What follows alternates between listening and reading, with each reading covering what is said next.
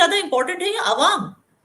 अगर आप आवाम का सोचेंगे तो ये सब देखिए, इट इज वेरी क्लियर। मैं पाकिस्तान की आवाम तक ये चीज पहुंचाना चाहती हूँ कि आपकी दुख तकलीफों को बेच बेच के ये लोग वर्ल्ड बैंक और यहाँ वहां से पैसे लेते हैं, और हमारे कश्मीर की बात कर करके भी ये लोग वर्ल्ड बैंक से पैसे लेते हैं और अपनी तिजोरियां भरते हैं।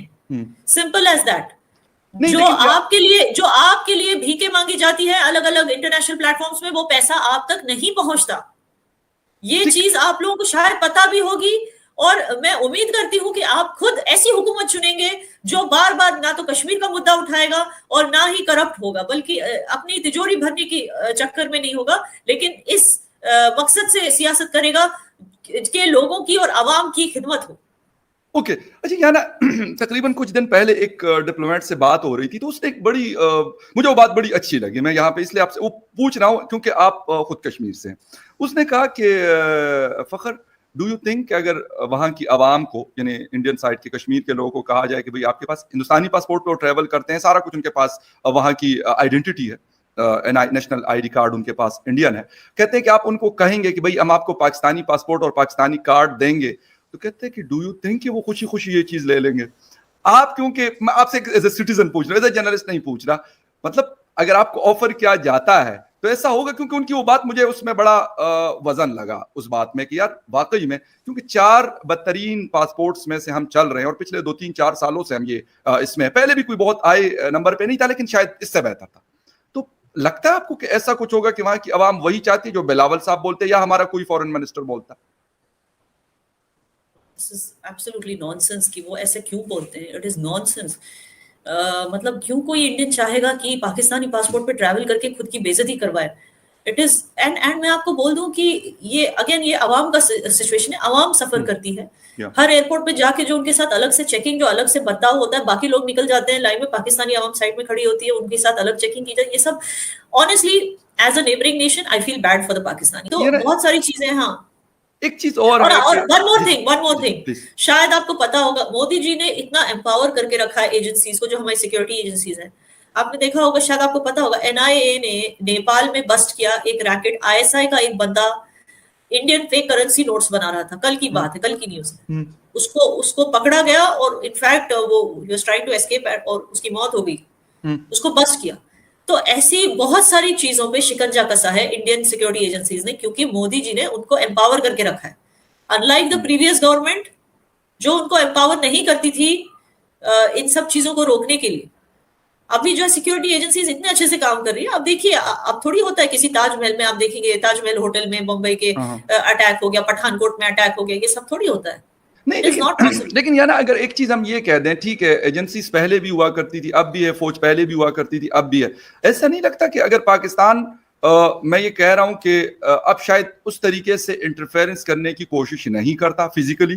ठीक है, यूनाइटेड नेशन के फोरम पे बात करते, ओआईसी के फोरम पे बात करते अभी, और उस पर भी आपसे मैं पूछूंगा, ओआईसी के मतलब जो एक डेलीगेशन यूनाइटेड नेशन में मौजूद है, लेकिन आपको लगता नहीं है कि पाकिस्तान की इंटरफेरेंस उस तरह नहीं है? शायद कुछ परसेंट की हो, लेकिन ना होने के बराबर। पाकिस्तान की इंटरफेरेंस नहीं है, लेकिन पाकिस्तान ने पैसे बहुत बनाए हैं कश्मीर का मुद्दा बेच बेच के, फैशिस्ट इंडिया वाला प्रोपेगेंडा बेच बेच के, मोदी इज हिटलर वाला प्रोपेगेंडा बेच बेच के। वो कोशिश करता है कि इंटरनेशनल एड आए। मैं ये कह रही हूँ, उसकी औकात भी नहीं है कि वो आके इंटरफेयर करे इंडिया में, लेकिन मैं कह रही हूँ कि इस चीज को मुद्दा बना बना के पैसे मांगना, इंडिया ने हमारी हेल्प नहीं की, आप लोग ही दे दो 30 बिलियन, ये इनडायरेक्टली वही बात हुई ना। वरना इंडिया के बारे में रोना रोने की क्या जरूरत है?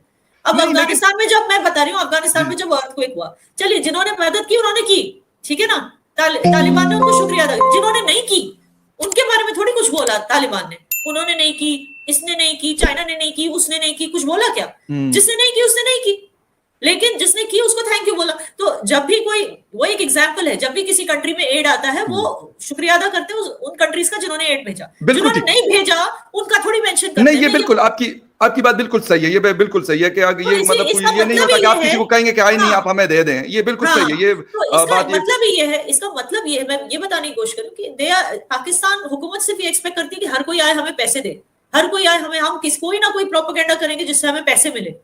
तो उनका यही एजेंडा होता है हर जगह जाके, विच इज वेरी सैड। और आप जिस समिट की बात कर रहे हैं, उस समिट में क्या किया आपकी प्राइम मिनिस्टर ने, मेरे दिल में उनके लिए बहुत रिस्पेक्ट होती थी, बिकॉज वो कश्मीर के बारे में कम बात करते थे। तो मुझे ऐसे लगता था वो आवाम की खिदमत के लिए आए हैं सचमुच। अब वो गए वहां पे, या हमें वीडियोस यहाँ पे दिख रहे हैं, मतलब ठीक है गरीबी है पाकिस्तान में, बट टू दिस एक्सटेंट हम वीडियोस देख रहे हैं यहाँ पे मिनिस्टर सारे बात कर रहे हैं, वो उनको बाईपास करते हुए सीधे खाने की तरफ जा रहे हैं। मतलब क्या इतनी बुरी हालात है कि वो वहां पे क्या खाना खाने गए थे? या एक मैं बात बता दूं, शहबाज शरीफ साहब, खैर ऐसा मुझे आई डोंट थिंक सो, क्योंकि आप बात करिए तो पीटीआई ने अपने जलसों में दिखाया कि यार पता नहीं ये शायद कोई उन्होंने कभी खाना नहीं देखा।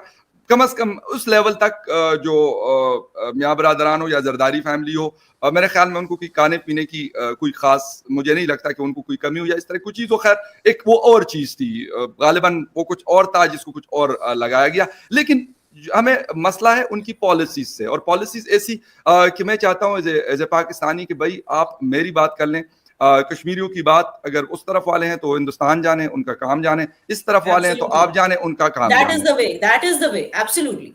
ठीक है।